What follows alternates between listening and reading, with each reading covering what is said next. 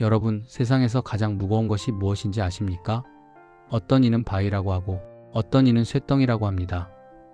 하지만 겪어본 사람은 압니다. 세상에서 가장 무거운 것은 바로 부모님이 돌아가신 후 남겨진 자식들의 욕심이라는 것을요. 오늘 들려드릴 이야기는 평생 흙만 파먹고 살았던 가난한 어머니가 돌아가시면서 남긴 유산에 대한 이야기입니다. 서울서 번듯하게 성공한 형들은 어머니가 남긴 땅과 집을 서로 갖겠다고 아귀다툼을 벌였습니다. 그리고 병든 어머니를 끝까지 모셨던 가난한 막내 아들에게는 뒷마당에 깨진 장독대 몇 개만 덩그러니 남겨주었죠. 너는 못 사니까 촌 구석에서 된장이나 담가 먹으라며 비웃던 형들. 하지만 그들은 꿈에도 몰랐습니다. 그 낡고 볼품없는 장독대 밑에 60년 세월을 뛰어넘는 어머니의 놀라운 반전이 숨겨져 있었다는 사실을 말입니다. 형들이 버린 쓰레기 취급받던 장독대, 그 뚜껑을 열자 쏟아져 나온 눈부신 황금빛 기적. 돈밖에 모르는 불효자들의 뒤통수를 치고 묵묵히 효도한 자식을 살려낸 어머니의 위대한 지혜. 지금부터 그 가슴 벅찬 이야기 보따리를 풀어보겠습니다. 차가운 바람이 대나무 숲을 흔들던 어느 겨울날이었습니다. 충청도 어느 깊은 산골 마을 낡은 기와집 마당에는 곡소리가 끊이지 않았습니다. 평생 허리 한번 제대로 펴보지 못하고 삼형제를 키워낸 김노인이 향년 85세로 눈을 감은 날이었죠. 장례식장은 썰렁했습니다. 고인이 생전에 워낙 베풀고 살아서 조문객이 올 법도 했지만 자식들이 손님 받는 것을 귀찮아하여 부고조차 제대로 알리지 않았기 때문입니다. 상주 자리에 앉은 삼형제의 표정은 제각각이었습니다. 서울에서 병원을 한다는 첫째, 건설회사 상무라는 둘째는 시계를 자꾸 들여다보며 초조한 기색이 역력했습니다. 슬픔보다는 이 지겨운 절차가 언제 끝나나 하는 표정이었죠. 오직 구석에서 하염없이 눈물만 흘리고 있는 건 막내 아들 강호뿐이었습니다. 강호는 동네에서 작은 채소 트럭을 몰며 하루 벌어 하루 먹고 사는 가난한 장사꾼이었습니다. 형들이 대학 가서 성공할 때 강호는 부모님 병수발을 드느라 고등학교도 겨우 마쳤습니다. 남들은 막내가 미련해서 촌구석에 박혀있다고 혀를 찼지만 강호는 괜찮았습니다. 치매 걸린 아버지 대소변을 받아내고 중풍으로 쓰러진 어머니 밥을 떠먹여드리는 시간이 강호에게는 지옥이 아니라 부모님과 함께하는 마지막 축복이라고 생각했기 때문입니다. 사무제를 마치고 형제들은 유산을 정리하기 위해 안방에 모였습니다. 어머니가 남긴 재산이라야 다 쓰러져가는 시골집 한 채와 마을 어귀에 있는 밭 2,000평 그리고 야산 하나가 전부였습니다. 하지만 최근 이 마을 근처에 도로가 난다는 소문이 돌면서 땅값이 들썩이고 있었습니다. 눈치 빠른 첫째가 먼저 입을 열었습니다. 자, 바쁜데 빨리빨리 정리하자. 내가 장남이고 제사도 모셔야 하니까 선산이랑 밭은 내 명의로 하는 게 맞겠지? 대신 너희한테는 내가 섭섭지 않게 현금으로 좀 챙겨주마. 그러자 둘째가 발끈하며 나섰습니다. 형님, 무슨 소리예요? 형님 병원 개업할 때 아버지 땅 판 돈 가져갔잖아요. 그때 저는 한 푼도 못 받았어요. 이번 땅은 제가 가져야죠. 형님은 집 가지세요. 고성이 오갔습니다. 형들의 목소리에는 부모 잃은 슬픔 따위는 없었습니다. 오직 계산기를 두드리는 탐욕스러운 소리만 가득했습니다. 강호는 구석에 앉아 고개만 숙이고 있었습니다.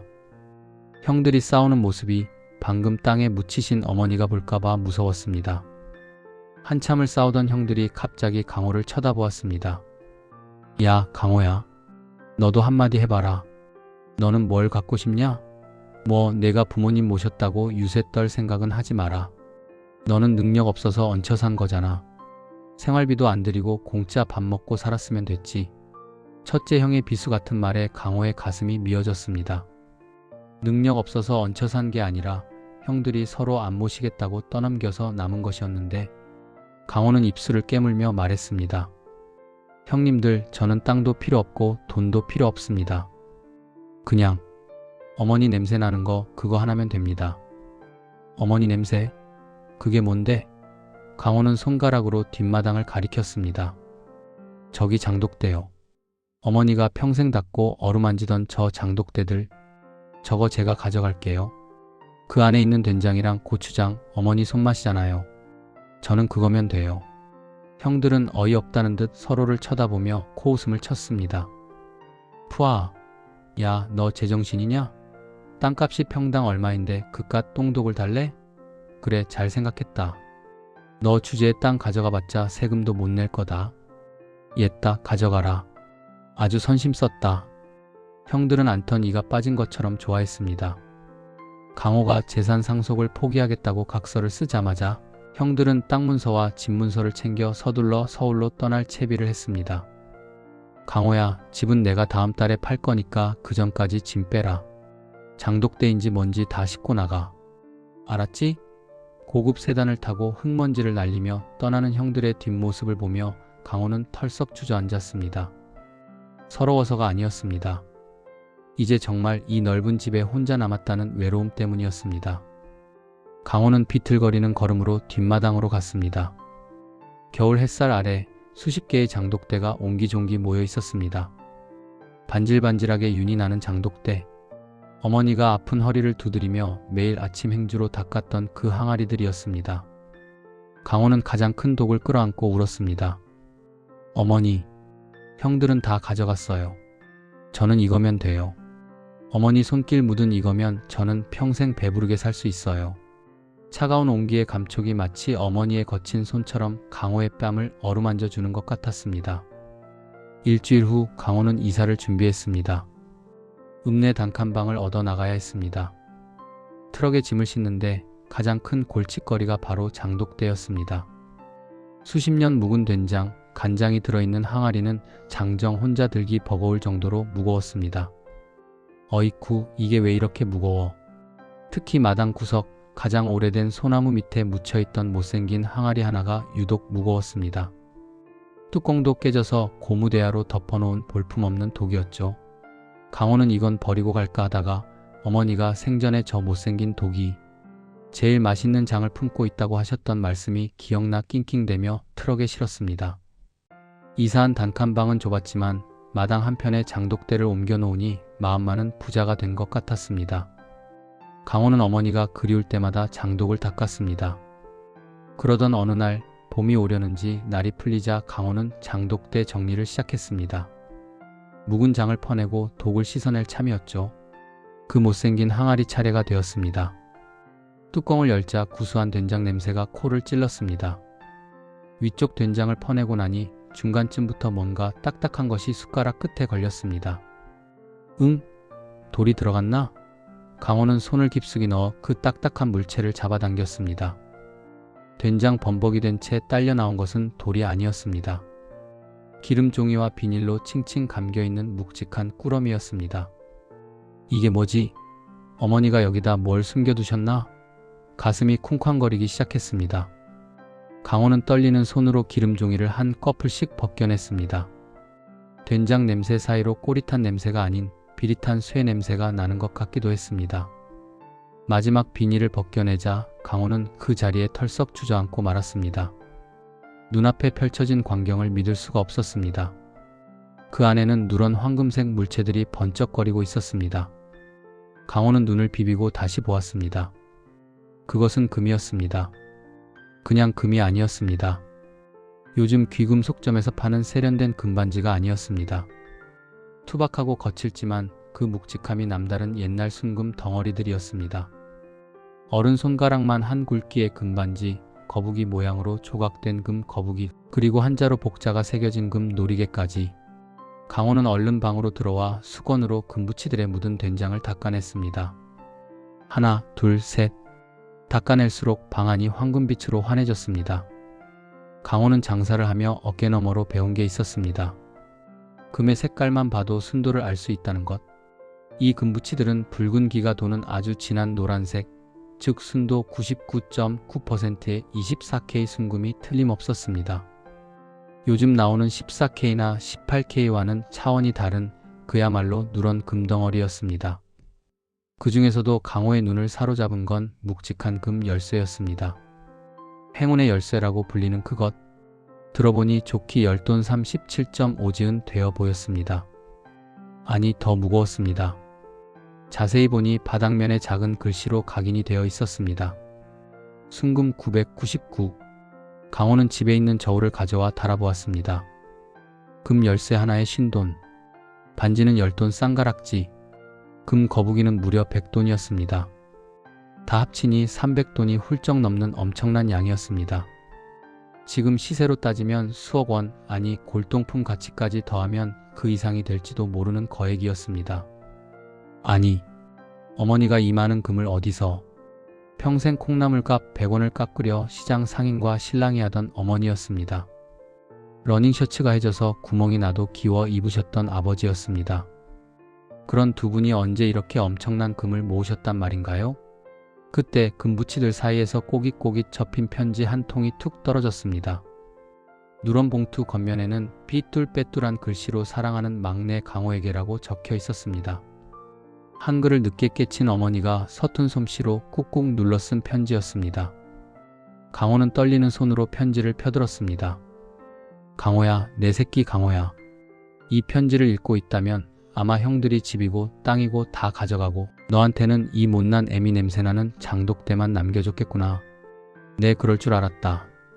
내 형들은 똑똑해서 서울 가서 성공했지만 그만큼 계산도 빠르고 욕심도 많은 놈들이다. 애비 장례식 때 와서도 땅값 이야기만 하는 걸 보고 내가 가슴을 쳤다. 내가 죽으면 저놈들이 너를 빈털터리로 쫓아낼 게 뻔해서 내가 잠이 안 오더구나.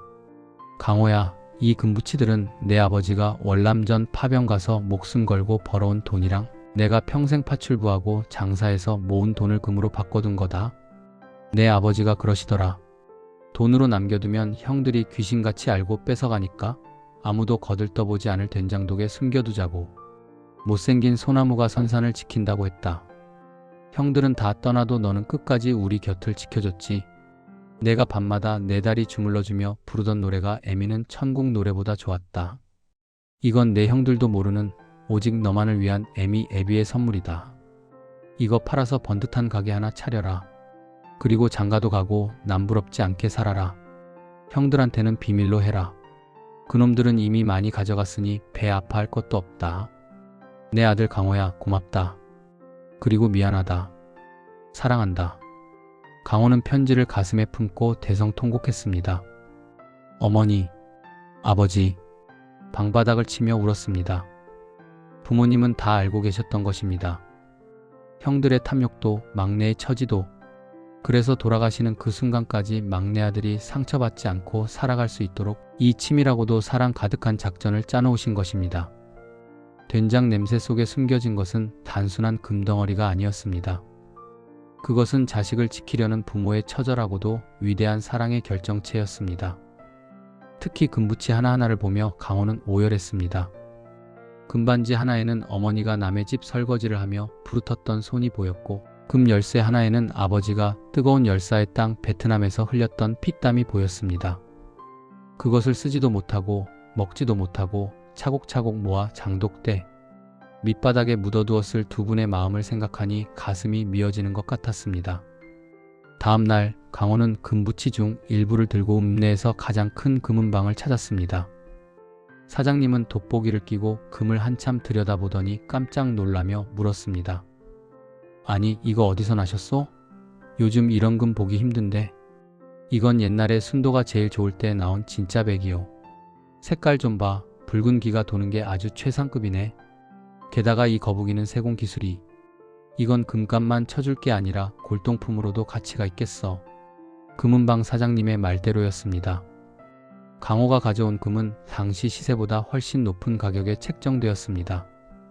강호는 금의 일부만 팔아밭을 사고 작은 건물을 하나 샀습니다. 그리고 어머니 밥상이라는 식당을 차렸습니다. 장독대에 있던 묵은지로 김치찌개를 끓이고 어머니가 알려준 비법대로 청국장을 끓여 팔았습니다. 맛도 맛이지만 효자 아들이 한다는 소문이 퍼지면서 식당은 문전성시를 이루었습니다. 소문은 발 없는 말이 되어 천리를 갑니다. 서울에 있는 형들의 귀에도 막내가 부자가 되었다는 소식이 들어갔습니다. 뭐? 강호 그놈이 건물을 샀다고? 트럭 몰던 놈이 무슨 돈으로? 형들은 처음엔 콧방귀를 뀌었지만 강호가 산 건물이 꽤 크다는 소리에 눈이 뒤집혀 시골로 내려왔습니다. 식당 문을 열고 들어온 형들은 으리으리한 가게 내부를 보고 입이 떡 벌어졌습니다. 카운터에 앉아있는 강호의 손가락에는 굵은 금반지가 끼워져 있었습니다. 어머니가 남겨준 바로 그 투박한 쌍가락지 중 하나였죠. 야, 강호야. 너 이게 어떻게 된 거냐? 너 로또라도 당첨된 거냐? 형들이 다급하게 물었습니다. 강호는 빙긋이 웃으며 형들을 주방 뒷문으로 데려갔습니다. 그곳에는 형들이 버리고 가라고 비웃었던 그 낡은 장독대들이 햇살을 받으며 반짝이고 있었습니다. 형님들 기억 안 나세요? 어머니 냄새나는 저 장독대. 저게 바로 보물단지였어요. 어머니가 저 안에 형님들 몫은 땅으로 제 몫은 금으로 남겨두셨더라고요. 뭐? 금? 그게 무슨 소리야? 강호는 자초지종을 이야기해 주었습니다. 물론 금의 정확한 액수는 줄여서 말했죠. 하지만 형들의 얼굴은 흑빛이 되었습니다. 아이고, 내가 그 장독대를 발로 차버렸는데 그 안에 금이 있었다니.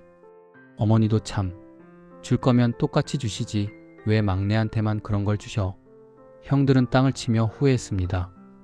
자신들이 가져간 땅은 도로 계획이 취소되면서 값이 반토막이 났기 때문입니다. 반면 강호의 금은 값이 천정부지로 솟았으니 배가 아파 죽을 지경이었죠. 형들은 염치불고하고 강호에게 손을 내밀었습니다. 강호야, 우리도 자식인데 좀 나눠줘야 하지 않겠냐? 유류분 소송 걸면 우리도 받을 수 있어. 하지만 강호는 이번에는 물러서지 않았습니다. 형님들, 어머니 편지에 분명히 적혀 있었어요. 이건 오직 막내 강호의 것이다라고요. 그리고 형님들 유산 포기각서 쓰시고 공증까지 받으셨잖아요. 장독대 내용물에 대한 모든 권리는 저한테 있습니다. 정 억울하면 소송 거세요. 저는 어머니 유언장 들고 법원에 갈 테니까요.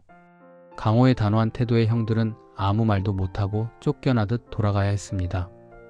돌아가는 그들의 차 안에서는 서로 내 탓이네 싸우는 소리만 요란했습니다. 그 후로 강호는 어떻게 되었냐고요? 그는 식당 한편에 작은 박물관을 만들었습니다. 그 깨진 장독대와 어머니의 편지, 그리고 팔지 않고 남겨둔 금 거북이를 전시해 두었죠. 손님들이 와서 그것을 보며 묻습니다. 사장님, 저게 뭡니까? 그러면 강호는 웃으며 대답합니다. 제 인생을 바꿔준 보물단지입니다. 그리고 세상에서 가장 지혜로웠던 우리 어머니의 마음입니다. 강호는 큰돈을 벌었지만 거만해지지 않았습니다. 오히려 동네 독거노인들에게 매일 무료로 밥을 대접하고 형편이 어려운 학생들에게 장학금을 주며 살았습니다. 어머니가 남긴 금은 강호의 통장만 불려준 것이 아니라 그의 마음까지 황금처럼 빛나게 만들어준 것입니다. 여러분, 이야기를 마치며 뒷마당을 한번 생각해 봅니다. 지금은 아파트에 사느라 장독대 보기가 힘들지만 여러분의 마음속 장독대에는 무엇이 담겨 있나요? 혹시 자식들에게 물려줄 재산 계산하느라 머리가 아프신가요? 김노인 부부가 막내에게 남긴 진짜 유산은 금덩어리가 아니었습니다.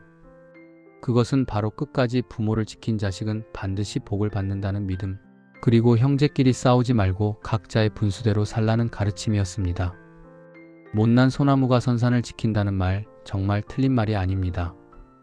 지금 당장은 손해보는 것 같고 미련해 보여도 묵묵히 도리를 다하는 사람에게는 언젠가 반드시 쨍하고 해 뜰 날이 찾아옵니다.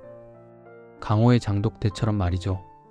오늘 밤 부모님이 남겨주신 낡은 유품이 있다면 한번 꺼내서 닦아보시는 건 어떨까요? 어쩌면 그 속에 금보다 더 귀한 사랑이 숨겨져 있을지도 모르니까요. 지금까지 형들이 버린 장독대에서 황금을 캐낸 효자 강호의 통쾌하고도 감동적인 이야기였습니다. 긴 이야기 들어주셔서 감사합니다.